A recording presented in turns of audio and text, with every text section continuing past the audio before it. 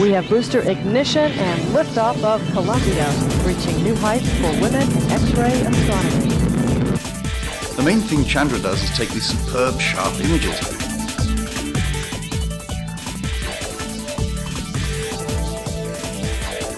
Supernovas are the remnants of catastrophic explosions, and they are among the favorite targets of scientists who use Chandra. For good reason, too.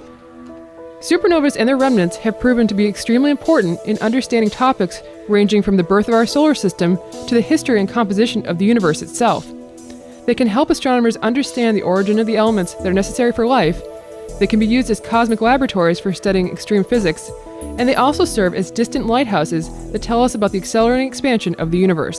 Dr. Patrick Slane of the Chandra X-ray Center explains why he's interested in studying supernovas. When I took my first astronomy class in college, the thing that fascinated me the most was how massive stars evolve. They're the ultimate picture of life in the fast lane. They burn bright, use up all their resources in a stellar blink of an eye, and end their lives in a massive collapse.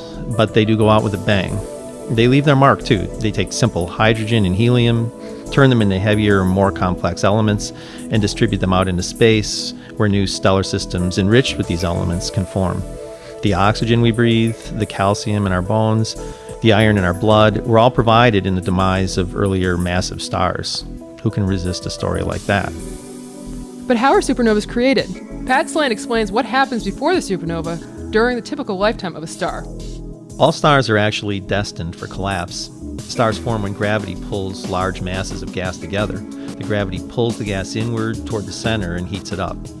This makes the gas radiate, which means it loses energy. If you can put energy into the gas, you can push it apart, fighting the gravity. But when energy is lost due to radiation, the opposite happens. It collapses even more. It's a vicious cycle that would cause the gas to compress itself indefinitely if it weren't for the fact that eventually the temperature becomes high enough to ignite nuclear fusion. This produces a high pressure inside the star that can hold off the gravitational collapse, at least temporarily. Let's hear what happens when that star's life comes to a close.